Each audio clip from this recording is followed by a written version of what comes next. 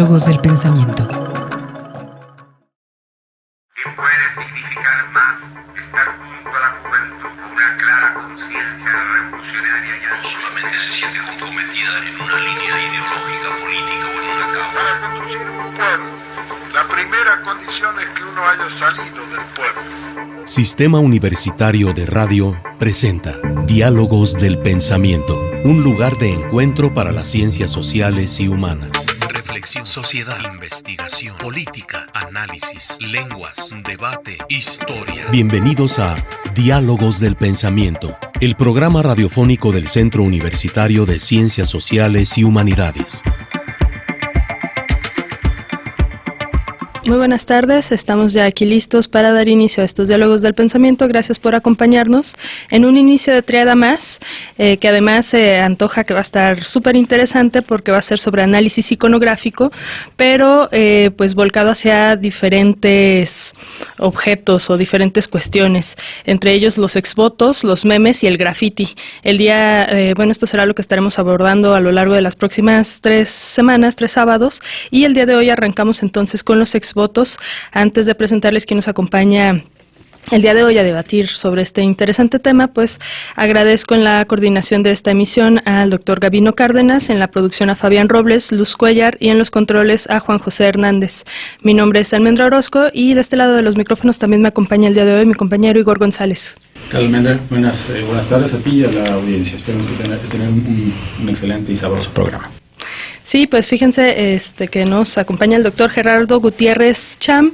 Él es doctor en análisis del discurso por la Universidad Autónoma de Madrid. Ha realizado estancias de investigación en Uppsala, Suecia, y en los fondos Nettily Benson de la Universidad de Texas. Es profesor del Centro de Estudios Latinoamericanos Avanzados de la Universidad de Guadalajara, y entre sus líneas de investigación se encuentran justamente el análisis del discurso como disciplina de base, que se concentra en trabajos sobre discriminación, violencia, salud y medio ambiente en narrativas originadas desde grupos históricamente vulnerables. Y bueno, tiene este interesante trabajo de análisis sobre retablos populares, que pues además presentaremos un poco más adelante una sorpresa, un regalo que nos trajo para compartir con nuestra audiencia. Muchísimas gracias por acompañarnos, doctor Gerardo Gutiérrez. No, muchas gracias a ti, Almendra, por la invitación, también al doctor Igor y por supuesto al doctor Gabino Cárdenas por haberme hecho la invitación inicial.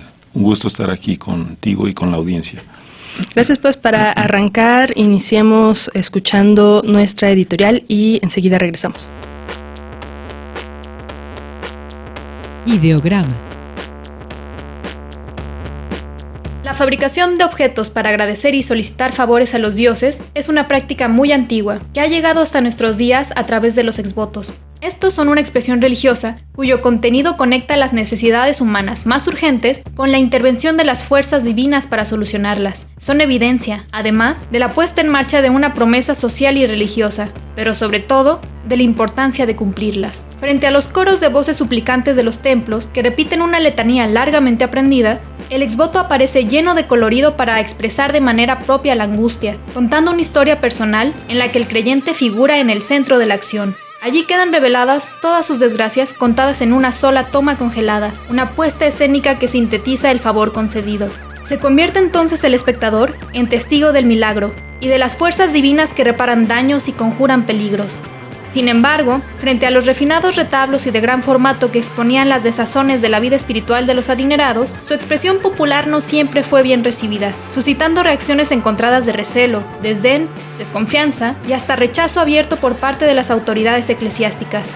A pesar de ello, los exvotos populares han llegado a convertirse al paso de los años en una de las manifestaciones más singulares de la religiosidad católica, que actualmente se renueva con técnicas novedosas y diversidad de temas. Así, miles de retablos populares decoran los nichos de templos de todo el país, convirtiéndose en piezas arqueológicas para la reconstrucción del comportamiento sacropopular. ¿De qué manera capturan estas pequeñas láminas pintadas la relación entre la humanidad y los dioses? ¿Cómo ha ido evolucionando esta práctica y en qué medida se mantiene esta tradición en el presente?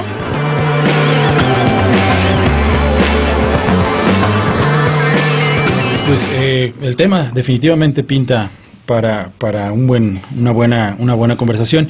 ¿Qué te parece, Gerardo, si nos platicas en principio? Yo tendría 2 dudas que me gustaría colocar sobre la mesa. La primera es, ¿Qué es un retablo? Y si el retablo hoy significa lo mismo que hace 20, 30 o 40 años. ¿Qué nos podrías decir al respecto? Bueno, básicamente un retablo es un objeto votivo, es un pequeño objeto de agradecimiento a alguna divinidad por algún favor concedido. Habría, digamos, dos grandes variantes o dos vertientes. Una serían los exvotos, que se conocen como pequeños objetos de cualquier material, pueden ser láminas de cobre o de madera, entonces son objetos que de alguna manera sintetizan metonímicamente alguna parte del cuerpo para agradecer por algún favor recibido, ¿no? Puede ser un brazo, los ojos, lo que sea. Y tenemos los famosos retablos populares, que son pequeñas pinturas, digo pequeñas porque generalmente tienen un formato pequeño, entonces cualquier persona puede hacerlas para dar gracias o para solicitar a una divinidad por algún favor recibido o por algo que desean que ocurra, ¿no? Es interesante decir que al paso de los años el formato ha ido variando. Digamos que en la colonia teníamos retablos muy grandes, a gran formato, porque los hacían artistas conocidos, pero poco a poco, en la medida en que la gente se fue apropiando del gusto por hacer retablos, pues se fueron haciendo de materiales mucho más sencillos y en formato más pequeño. Probablemente esto tiene que ver también con el hecho de que así se les puede dedicar más espacio en los templos, ¿no? Y son mucho más accesibles. O sea, ahora se hacen de laminilla de cobre o en madera, ¿no? Entonces, algunos tienen dimensiones 10 por 15 centímetros, etcétera. No hay, digamos, una dimensión específica, pero esas serían como las características generales. A mí me gustaría preguntarle, doctor, pues cómo acercarnos a estos objetos que pueden ser como muy cotidianos, ¿no? Como usted menciona, pues los podemos encontrar en cualquier templo de la ciudad, del país.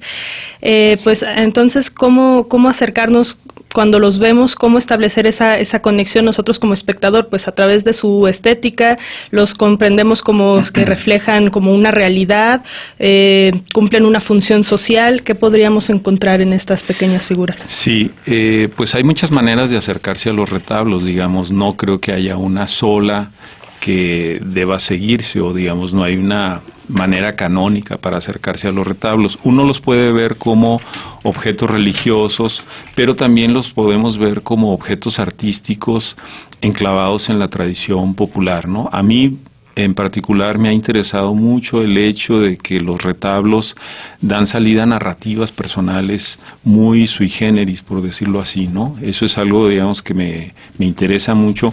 Por eso el libro que les he traído no es, digamos, un libro de corte historiográfico, sino más bien un libro que toma ejemplos de ciertos retablos como pretexto para hacer una especie de análisis semiótico o sociocultural de los retablos, ¿no? Entonces yo diría que una manera bien interesante es verlos como pequeñas narraciones que dan cuenta de muchas proyecciones socioculturales mexicanas, ¿no?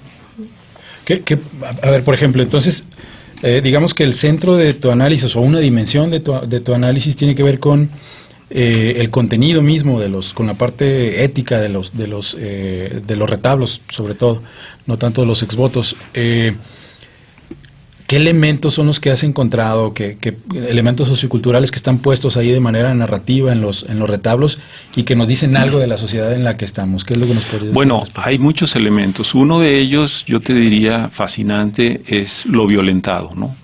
Es decir, no hablo de violencia estrictamente, pero de lo violentado, o sea, enfermedades, tragedias, malestares, malas sensaciones, cualquier cosa que la gente considera que está afectando a su vida privada, en algún momento dado es violentado y entonces eso se expone en un retablo y, más interesante, se construye una historia personal, ¿no? Creo que ese es uno de los elementos más fascinantes que hay en los retablos populares, porque a pesar de que mantienen una estructura muy antigua, es decir, siempre hay una narración de por medio, hay un enfermo que se puede ver y hay un santo que está en la parte derecha se está manifestando. Ahora tenemos características distintas. Por ejemplo, los santos intervienen, digamos, están atentos a lo que está pasando, no se dan la vuelta o no parecen indiferentes. Y además, en los retablos actuales la gente puede pedir por cualquier cosa, cualquier cosa que uno se pueda imaginar que pueda generar una cierta disonancia personal, se da salida en los retablos y eso tiene valor, ¿no? ¿Sí? Sí, se me hace muy interesante justamente esto que menciona nuestro invitado, el doctor Gerardo Gutiérrez Cham, pues sobre cómo entonces reflejan ciertas historias de los creyentes y además las formas en las que puede aparecerse lo divino, ¿no? Para restituir esos males que se están plasmando ahí. ¿Cómo entender la relación que se establece con estos objetos entre la humanidad y las divinidades, los dioses? Sí, bueno, en primer lugar hay que decir que los retablos actuales tienen una relación íntima, muy estrecha, con objetos votivos muy antiguos, ¿no? Se cree que ya desde el siglo VIII antes de Cristo los babilonios ofrecían piedrecillas y pequeñas tallas para solicitar favores a los dioses. Entonces, en ese sentido, los retablos no tienen nada nuevo, digamos, son parte de una saga histórica muy antigua de los seres humanos, probablemente en cualquier lugar, han tratado de establecer para vincularse con los dioses, ¿no? Ahora, los retablos populares tienen características muy peculiares. Una de ellas, que también a mí me interesa mucho, es el hecho de que le dan la vuelta a las instituciones oficiales eclesiásticas. Es decir, la gente trata de vincularse directamente con sus divinidades sin pasar por la burocracia eclesial. Ese es un aspecto muy interesante y también por eso es que en algunos momentos a los sacerdotes no les gusta mucho que haya esta clase de retablos en los templos y los mueven, etcétera. No ha habido, digamos, un cierto conflicto. Aunque hay que decir que a los solicitantes no les interesa, digamos, entrar en una franca rebeldía. A ellos lo que les interesa es vincularse directamente con alguna divinidad y solicitarle, ¿no?, algún favor, pero dentro de un contexto profundamente católico, ¿no? Eso es importante. Pues vámonos a nuestro primer corte, haciendo una pausa sobre este tema que nos reúne el día de hoy. Quédense con nosotros, les dejamos una de nuestros teléfonos, 31 34 22 22, extensiones de la 12-801 a la 12-803, y aprovechen para apuntarse por nuestro paquete de libros sobre ciencias sociales y el regalo especial del día de hoy, un ejemplar de este libro de nuestro invitado, Discursos paralelos en retablos populares, editado por la Universidad de Guadalajara, y en el que podrán encontrar pues un análisis sobre estos pequeños exvotos muy interesante. Enseguida regresamos. Diálogos del Pensamiento, el espacio de las ciencias sociales y humanidades. Continuamos.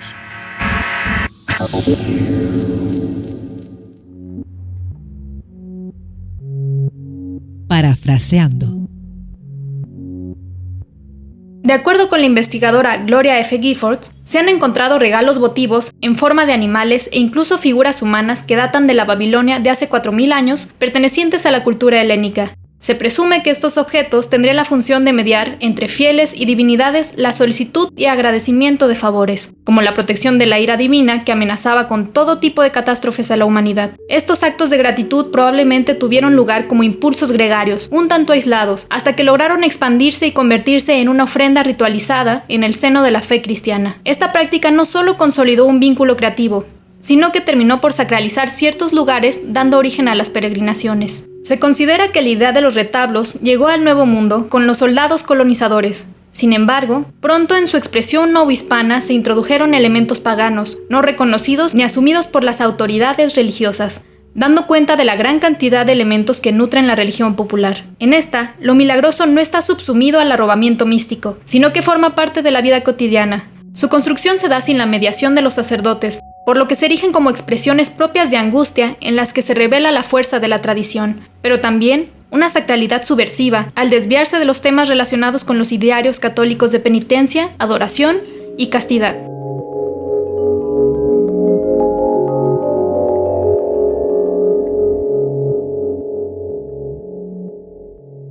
Bueno, estamos de regreso.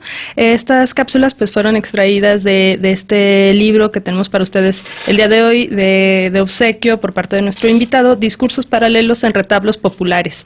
Entonces pues ahí está una prueba para que no duden para apuntarse por él. Y ahora sí pues preguntarle por acá a nuestro invitado, a Gerardo, pues si esta práctica entonces es fundamentalmente católica, es decir, no encontramos expresiones de este tipo similares en ninguna otra religión del mundo. Bueno, no sé si en otras religiones hay algo parecido. Digamos, en el mundo cristiano reformado no, porque digamos ellos dependen más de textos sagrados. En el mundo católico mexicano en particular, esto floreció probablemente por el mestizaje y probablemente por el culto a las imágenes y a las narrativas textuales con muchas peculiaridades, ¿no? Además también, como decíamos hace rato, los retablos dan salida a relaciones íntimas, muy privadas, entre los creyentes y las divinidades, de una manera sui generis. O sea, los creyentes no necesitan la figura del sacerdote para solicitar y para agradecer, ¿no?, por favores recibidos. Esto los hace muy peculiares, ¿no?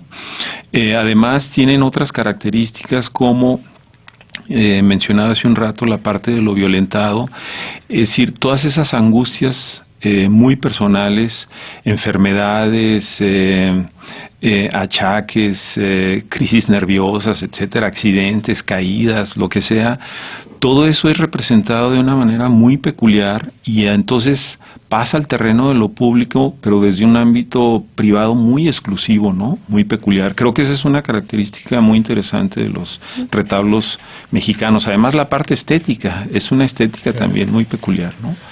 Sí, seguramente hay una estética del retablo, casi estoy seguro que debe haber algo parecido, o sea, una estética del retablo. Fíjate que con respecto a esto que señalabas, Gerardo, me gustaría preguntarte algo, es decir, cómo aquello que ocurre en lo privado se expone en público, no en cualquier espacio público, sino en el espacio católico, pues que eso ya tiene una carga, un nicho de templo, sí. Exacto, tiene una carga simbólica importante y lo decías hace rato de pasada, ha tendido a, si bien no es un acto de rebeldía contra la institución católica, sí ha, digamos, generado cierta molestia porque implica una relación directa del creyente con su divinidad, ¿no? Saltándose lo que tú ya denominabas como burocracia religiosa, y eso es fundamental porque nos decías que generaba nuevos cuerpos y nuevas identidades. Exactamente, sí, ese es un punto central, ¿no?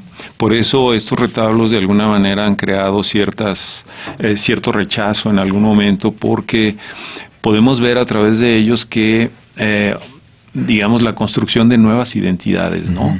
Hay nuevos cuerpos, hay nuevas actividades que se muestran ahí. Tenemos ahora retablos de prostitutas que agradecen porque les ha ido bien en el trabajo, de personas que adelgazan, de homosexuales, ¿no?, que agradecen porque han encontrado su pareja. Incluso yo me atrevería a decir que incluso el mundo de la delincuencia de algún momento se ha filtrado por ahí porque también hay ladrones que agradecen porque les ha ido bien, ¿no? Cualquier cosa puede ser motivo de agradecimiento. El otro asunto que tiene que ver con la identidad religiosa muy compleja es que las personas deciden por sí mismas que es un milagro y cuándo ocurre, ¿no? Este es un salto cuántico, yo diría, que va de las burocracias religiosas. Entonces una persona decide que si se restablece de algún padecimiento, eso es obra de un santo específico, aunque haya sido intervenida por médicos y medicinas, pero en todo caso la preeminencia está sobre el santo, no sobre el médico, y eso es muy, muy relevante, ¿no? Claro. Y bueno, eso no necesariamente es bien visto por algunas autoridades religiosas, ¿no? Pero sigue ocurriendo, ¿no? Y lo interesante es que sigue ocurriendo con estructuras muy antiguas, ¿no? Sí, sobre esta actualización de las narrativas, por ejemplo, en tu libro, pues está este ejemplo de la señora que agradece porque su marido no la cachó en la infidelidad, sí, ¿no? O sea, ese tipo de cuestiones. Ahí habría que decir algo, digamos, el ejemplo que puse ahí en el libro está tomado de un retablo de Alfredo Vilchis, es un retablero muy conocido en Ciudad de México, y bueno, él hace retablos por encargo, ¿no? No necesariamente todos estos retablos van a dar al nicho de un templo, ¿no?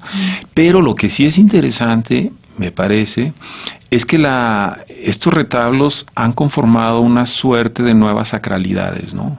También ese es otro asunto muy inquietante y fascinante, a mi modo de ver, que las sacralidades no dependen exclusivamente del dictamen de las instituciones religiosas, sino que dependen de la propia creatividad de la gente, ¿no? La gente imagina, concibe y decide cómo se van dando las nuevas sacralidades. Por ejemplo, la gente puede decidir en algún momento que su cuerpo transformado está inmerso en una nueva sacralidad, ¿no? Y entonces eso es motivo para agradecerle a un santo, ¿no? O un homosexual puede encontrar a su pareja y entonces eso es motivo de agradecimiento. En fin, prácticamente cualquier cosa que la gente considere que es motivo de agradecimiento puede ser sacralizado, ¿no? Sí, en la cápsula escuchábamos pues que ya desde su llegada a tierras americanas empezó a transformar, ¿no?, la visión o la forma de estructurar estos pequeños pues retablos, agradecimientos, y ahorita que hablamos de cómo se han diversificado las narrativas, esto lo encontramos en cualquier parte del mundo donde tiene presencia el catolicismo, o sea, esta diversificación también. Bueno, yo creo que en buena medida el catolicismo también se ha construido de narrativas, ¿no? Narrativas de todo tipo. Estos retablos tienen narrativas para mí fascinantes porque son microhistorias donde el tiempo y el espacio tienen funciones muy peculiares. Por ejemplo, hay un retablo que aparece ahí en el libro donde una persona está cayendo de un edificio en construcción y entonces en plena caída se encomienda a la Virgen de Guadalupe para, digamos, agradecer por esta persona le pide no morir y efectivamente no muere. Ahí lo fascinante de ese retablo es que quien hace eso utiliza, digamos, una técnica borgiana, ¿no? La dislocación del tiempo. Es decir, en el segundo o los segundos que dura la caída, alguien suspende el tiempo, entonces habla con Dios y lo que es más complejo, recibe una respuesta positiva a su petición. A mí eso me recordó mucho un relato de Borges, ¿no? El judío. Entonces, eso me parece que es fascinante en los retablos, porque el retablo popular capta el momento preciso en que ocurre un milagro, ¿no? Claro. Esa es la idea. Nos mencionabas, fíjate, es que es fascinante todo este asunto y hay muchos ejes analíticos que podrían explorarse. Por ejemplo, nos platicabas que observas una característica peculiar en los retablos, sobre todo, que es la ausencia de instituciones. Sí. Y en ese sentido, por ejemplo, yo te comentaba una especie de hipótesis, pero ahora que mencionas el surgimiento de nuevas sacralidades, creo que tendría que matizar. La hipótesis que yo te decía es que, bueno, a lo mejor estéticamente y éticamente la ausencia de instituciones en los retablos refleja el desgaste de la arquitectura institucional y cómo la creencia del sujeto se deposita en la religión y no tanto en la arquitectura institucional, no tanto en el médico, no tanto en el sacerdote, sino en la divinidad misma. Pero uno pensaría que son las instituciones formales las que tienden a debilitarse y entonces también eso debilita la creencia del sujeto, pero no. Si surgen nuevas sacralidades, entonces quiere decir que el estatus de lo sagrado se le otorga, lo otorga el sujeto a lo que él o ella considera como tal, ¿no? Está padre. Sí, a tener en cuenta que los retablos surgen, digamos, o el seno de los retablos proviene de, digamos, de clases populares, ¿no? Donde efectivamente o históricamente, como sabemos bien, las instituciones han marginado a muchas personas, ¿no? Personas que vivían en el campo, en zonas rurales, etcétera. Entonces, esto de alguna manera se ve reflejado en los retablos populares, pero sí, el hecho de que en casi todos no tengamos presencia ni de policías, ni de Cruz Roja, ni de sacerdotes, etcétera. O sea, tenemos al accidentado totalmente aislado en plena calle o en el campo o al asaltado, etcétera. es nada más él y la divinidad, ¿no? Eso es lo interesante. Digamos que el propio penitente decide que las instituciones quedan al margen porque su contacto tiene que ser exclusivo con la divinidad. Entonces hay una suerte de automarginalización que es muy interesante en estos retablos, ¿no? Claro. Pero que también nos habla por otro lado del papel o de la percepción de las instituciones, ¿no? Por supuesto, por supuesto. Creo que tenemos que irnos a nuestro siguiente corte. Lo hacemos y regresamos para seguir conversando con el doctor Gerardo Gutiérrez Cham. ¿Vamos? Diálogos del Pensamiento, el espacio de las ciencias sociales y humanidades. Continuamos.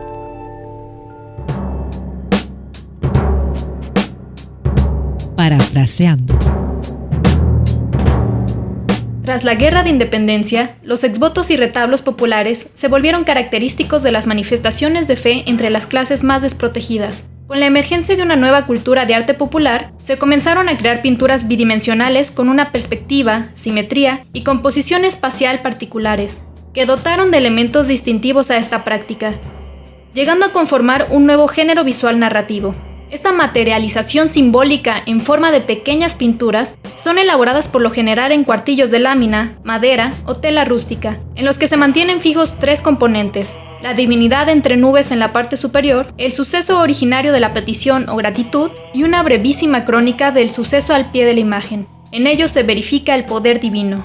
Mientras que el decreto de un milagro por vía oficial requiere de intrincadísimos procedimientos de burocracia eclesial a los más altos niveles, la religiosidad popular son los mismos fieles quienes, a partir de sus propias constataciones, decretan que ha ocurrido un milagro. Prácticamente cualquier alivio, cualquier reparo, vindicación o favor es concebido como evidencia de milagro. Quien hace un retablito se autoconfiere como dictaminador in situ de un acontecimiento sobrenatural. Esta apropiación individual comenzó a ser bastante común a principios del siglo XIX, cuando los retablos de grandes proporciones, elaborados en madera y tela, por encargo, comenzaron a ser sustituidos por láminas de cobre en pequeños formatos, haciéndolos más accesibles para las personas de escasos recursos. Bien, estamos de regreso. Está padre la conversación entre cortes. Ojalá y le pudieran dar seguimiento.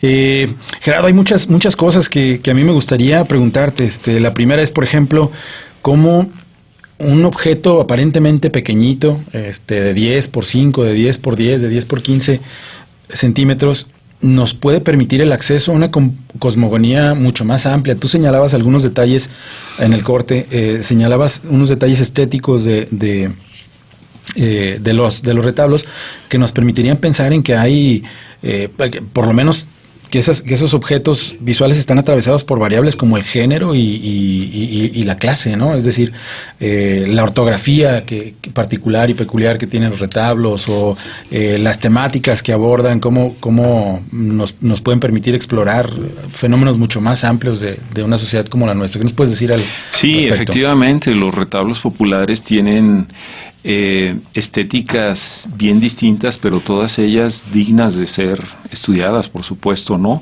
Un elemento que me llama mucho la atención en los retablos populares son todas estas marcas que están colocadas y que tratan de decirnos de alguna manera que habla el pueblo.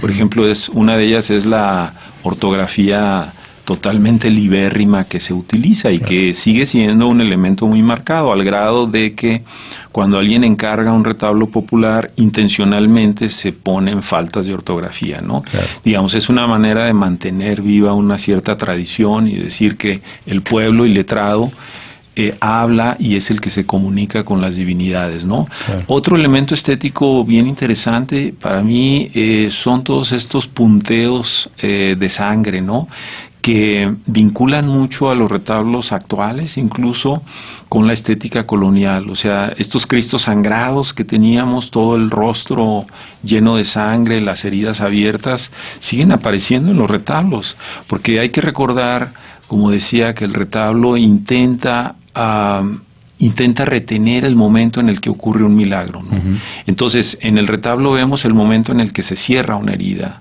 o en el momento en el que se cura a alguien. Entonces hay incluso retablos que están divididos en 2 partes, el enfermo antes y el enfermo después, o el herido antes y el herido después. antes de la caída y después de la caída, etcétera, ¿no? No es que haya un producto milagroso de por medio, sino que la nueva sacralidad consiste en eso, en captar el momento en el que ocurre un milagro. Por otra parte, ya en la narrativa tenemos muchos elementos performativos fascinantes. Hay momentos en el que la gente dice, doy fe de que ocurrió el milagro. Esa constatación no es una constatación cualquiera, es un acto performativo de primer nivel que se salta de manera cuántica todas las veridicciones, por decirlo así, institucionales religiosas, ¿no? O sea, cuando una persona dice, doy fe de que ocurrió un milagro, bueno, eso hay que tomarlo muy en serio, ¿no? Digamos, más allá de nuestras creencias, lo importante es que alguien se autoproclama con el poder de decidir que efectivamente el milagro ocurrió, y no solamente eso, sino que es representado. Por otro lado, una parte estética que a mí me parece fascinante es cómo los enfermos, los dolientes, los penitentes se transforman en personajes dentro del propio retablo, ¿no? O sea, uno podría detenerse muchas horas para analizar quién habla, cómo se habla y desde qué perspectiva se está hablando. Porque, por ejemplo, tenemos retablos donde aparece una persona en plena cama de cirugía, le están haciendo una operación y esa persona está hablando años después, ¿no? Entonces tenemos un narrador externo que está dando cuenta de él mismo cuando le hicieron una cirugía, pero lo vemos representado ahí y podemos tener un texto donde esa persona está hablando, encomendándose a la divinidad en el momento mismo en que está siendo operada, ¿no? Entonces fíjense cómo tenemos distintos planos narrativos. Puesta en abismo, ¿no? Sí, es una especie de puesta en abismo fascinante, ¿no? Que está ahí en un pequeño objeto aparentemente, digamos, no tan trascendente, pero digamos, tenemos técnicas narrativas muy complejas que yo creo habría que rescatar, ¿no? Ahí. Pero ahora, estas técnicas narrativas pues son puestas por el sujeto que pide el exvoto, o que también qué parte tienen los que se terminan convirtiendo en retableros, ¿no? Que hacen pues toda esta producción que ya incluso está saliendo de lo popular para convertirse hasta en objetos pues de arte, ajá, sí. y costosos y de... Bueno, los retableros son ingeniosísimos, ¿no? Los retableros lo que hacen es escuchar a una persona que les pide que les haga un retablo, entonces el retablero toma muchas decisiones también, muchas veces libres o en consenso ahí con la persona que solicita, pero efectivamente en un retablo por encargo podemos tener a una persona que se representa a sí misma cuando era niño, ¿no? O cuando era adolescente, etcétera, o en un momento incluso posterior, ¿no? Eso es fascinante. Acá lo interesante es que las personas se transforman en sus propios personajes y entonces esos personajes adquieren otra dimensión porque dialogan con los santos, dialogan con los enfermos, incluso le pueden reclamar cosas a los santos, ¿no? Entonces hay un dialogismo muy peculiar ahí, ¿no? Sí, fíjense, nos llega este comentario de Maximino Victoria vía Facebook. Él considera que, es Max Damián Rangel Roque, las creencias míticas son indispensables para comprender las cosmovisiones regionales. Entenderlo y estudiarlo nos permite pensar y repensar no solamente un hecho histórico específico, como lo es el catolicismo y las diversas metamorfosis de las creencias religiosas, sino sus repercusiones culturales y sociales en nuestro México. Efectivamente, fíjate, derivado de ese comentario podríamos decir que las creencias míticas juegan un papel importantísimo y por otra parte los retablos nos permiten asomarnos a otra clase de conocimiento, ¿no? Digamos que las personas a partir de sus creencias, de sus figuraciones, de sus imaginaciones míticas dan salida a muchas cosas que habían estado en la imaginación pero que también forman parte de la experiencia de los propios creyentes, ¿no? Entonces esas experiencias que probablemente habrían desaparecido, de pronto las vemos en una pequeña lámina y se convierten en objetos narrativos, pero también en objetos míticos de primer nivel, ¿no? Sí, digamos que frente a esta creencia de que la espiritualidad o las formas religiosas descenderían, los exvotos son pruebas de que no es así, ¿no? Claro, por supuesto, sí.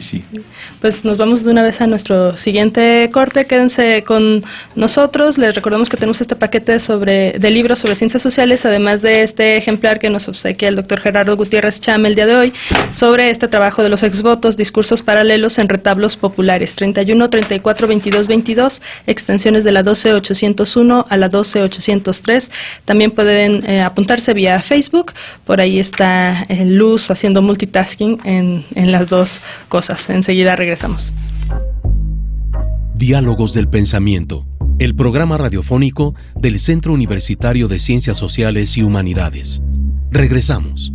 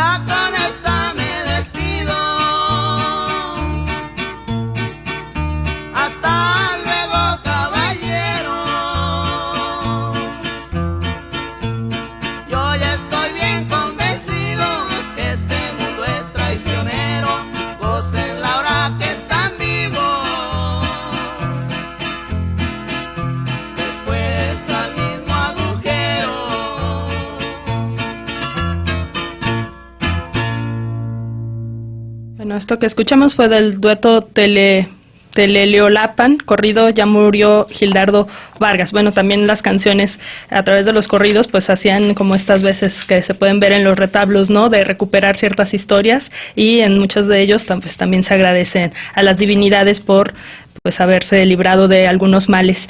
Pues estamos ya en nuestro último bloque, apuntando hacia las conclusiones con nuestro invitado, el doctor Gerardo Gutiérrez Cham, y pues por acá teníamos algunas preguntas, ¿no, Igor? Sí, hay por lo menos dos cosas que a mí me gustaría que nos platicaras, que como para ir cerrando este asunto. La primera es, están relacionadas evidentemente. La primera es que, digamos que el retablo pertenece al ámbito de la cultura popular, no está anclado en buena medida en ese ámbito.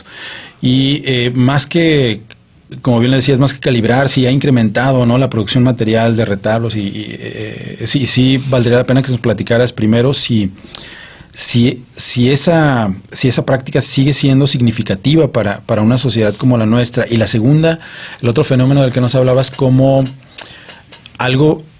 un objeto que habita evidentemente en la cultura popular, se ha apropiado por otros sectores de la sociedad y se ha convertido en un objeto a veces de arte o un objeto de consumo para sectores privilegiados, ¿no? Alejado de lo espiritual, ¿no? Sí. Sería por lo menos esas dos cosas que me gustaría que nos platicaras. No, indudablemente los retablos populares se han revalorado, se han incluso cotizado, ¿no? A medida que pasa el tiempo, y entonces, de haber sido objetos muy confinados al ámbito rural, algo muy gregario, poco a poco se han ido convirtiendo en objetos de arte muy cotizados, algunos de ellos. Hay coleccionistas que se dedican a buscar retablos por diferentes partes del país, y algunos entiendo que valen ya mucho dinero, ¿no? Pero digamos, más allá de eso, creo que los motivos de fondo que impulsan a las personas a hacer sus retablos siguen siendo muy vigentes, ¿no?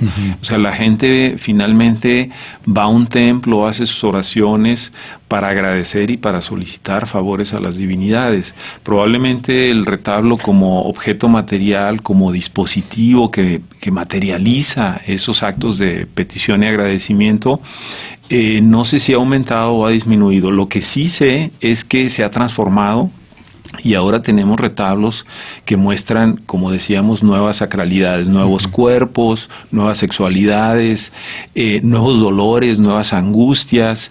Por ejemplo, ahora hay personas que solicitan el favor de encontrar trabajo, ¿no? Porque hay muchos jóvenes que no tienen trabajo, ¿no? Mujeres que solicitan no quedarse solteras, qué sé yo, o algunas divorciarse. Hay unos tan curiosos como mujeres que agradecen a algún santo porque el marido no las descubrió, ¿no? Por algún engaño que hicieron, o viceversa. Ese tipo de cosas no las teníamos en el siglo XIX, ¿no? En el siglo XIX los retablos eran muy, digamos, muy serios, muy herméticos, no se mostraba el cuerpo, no había sexualidad ahí, no había erotismo. Ahora sí tenemos esas cosas. Digamos, algo fascinante de los retablos actuales es que la gente habla de otras maneras y expresa sus pulsiones, sus miedos, sus angustias de otras maneras, y por supuesto tenemos también otras estéticas, ¿no? Digamos, supongo que si un sacerdote del 19 viera los retablos actuales, pues se escandalizaría, ¿no? Porque ahí tenemos, por ejemplo, mujeres voluptuosas, prostitutas, etcétera, que muestran su cuerpo, y eso es muy interesante, ¿no? Porque es una manera distinta de configurar a los propios penitentes y también a las propias divinidades, ¿no? Además hay retablos ahora muy satíricos, ¿no? Que es fascinante, ¿no? Sí. Y fíjate que nos platicabas casi como nota a pie de página, pero que creo que es un fenómeno que valdría la pena explorar con cierto detenimiento, que no solo se ha transformado el objeto llamado retablo, sino el espacio en el que se deposita también se ha transformado. Ya no es solo el espacio de la iglesia, el espacio físico de la iglesia, sino que, por ejemplo, la incorporación de la variable tecnodigital o Facebook o Twitter seguramente van a jugar un papel ahí importante. Sí, ahora la gente manda sus retablos en redes sociales, y entiendo que hay incluso páginas especiales para que la gente deposite, ¿no?, entre comillas, ahí sus retablos. Porque, digamos, ahí la gente tiene la certeza de que no se lo van a mover, ¿no? En algunos templos sabemos que después de un tiempo, ya sea porque ocupan mucho espacio, hay saturación, o a alguien no le gusta, pues los retablos son retirados, ¿no? Son limpiados. Y en redes sociales es probable que permanezcan mucho más tiempo. Además, la interacción que puede hacer la gente en redes sociales es distinta, ¿no? Acá lo interesante también es cómo las personas configuran sus propios altares, claro, simbólicos, ¿no? O sea, la parte simbólica del retablo sigue siendo muy importante, ¿no? Lo que pasa es que, digamos, esas fuerzas simbólicas se van desplazando por diferentes momentos y van configurando también diferentes territorios de percepción simbólica, ¿no? Lo cual es fascinante, ¿no?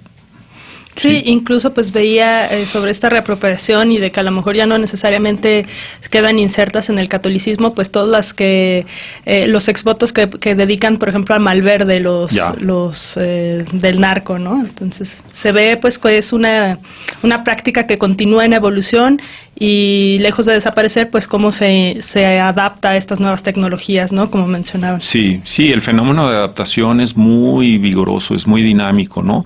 Hay, digamos, muchos estudios dedicados a la clasificación tipológica de retablos, la configuración de territorios, y bueno, tenemos retablos de migrantes, tenemos retablos de enfermos, de mujeres, de atropellados. Hay un género fascinante, ¿no? Que le llaman retablo de suspendidos, o sea, son imágenes de personas suspendidas en el aire que están en ese momento, en el momento de la caída del árbol o de los andamios, están comunicándose con una divinidad, ¿no? Digamos, eso es fascinante. Hay retablos de ese tipo en Italia, por ejemplo, ¿no?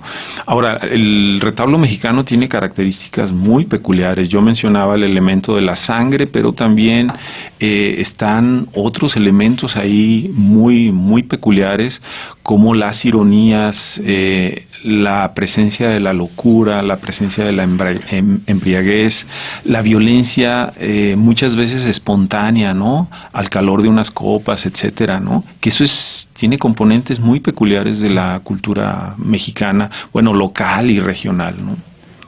Y para cerrar, algo que abre una triada completa es que somos una sociedad que le ofrece un culto profundísimo a la imagen, ¿no? Ah, sí, por supuesto. Sí. Y eso se puede ver en los retablos, claro, ¿no? O sea, el culto a las imágenes tan sui generis que tenemos. No es solamente el Cristo sangrante, sino las imágenes en sí mismas, ¿no? O sea, el hecho de considerar que una imagen en sí da cuenta de la divinidad, ¿no? O la divinidad está impresa en la imagen, ¿no? Lo de lo milagroso, ¿no? Que fue ese suceso que queda ahí plasmado. Sí. Parece que a nuestra cultura mexicana, digamos, le fascina el hecho de materializar algo en términos sagrados a partir de una imagen, ¿no? Lo cual no necesariamente ocurre en otras religiones, ¿no? Donde es el texto lo sagrado. Acá las imágenes tienen un vigor muy fuerte, ¿no? Incluso esta es una práctica prohibida, ¿no? En otras religiones. Claro, sí, por supuesto, sí. Muy bien, pues, ¿te parece si pasamos a la rifa para acá los regalos? Pues, a ver, Igor, un número del 1 al 6, a ver quién se lleva el paquete. El 6.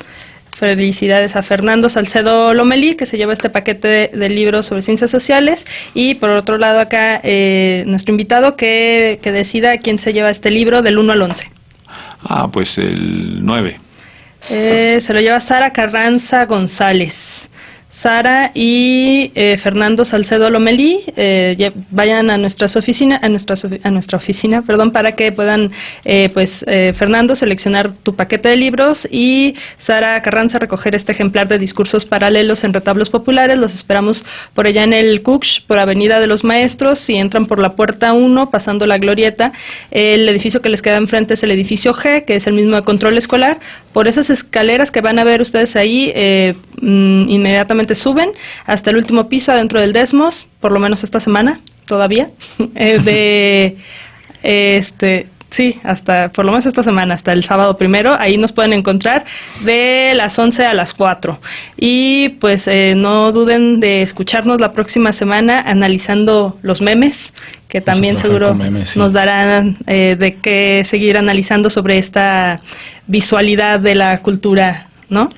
Muchísimas gracias por habernos acompañado, doctor. Muchas gracias a ti, también Igor. Un placer conversar contigo. No, muchas gracias. Yo encantado de compartir este pequeño trabajo. Muchas gracias. Sí, ojalá se repita, ¿verdad? El placer de su visita.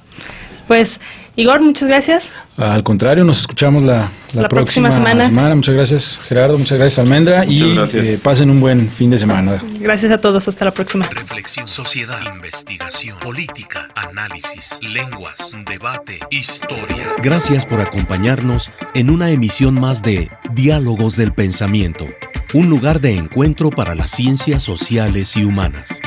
Hasta la próxima.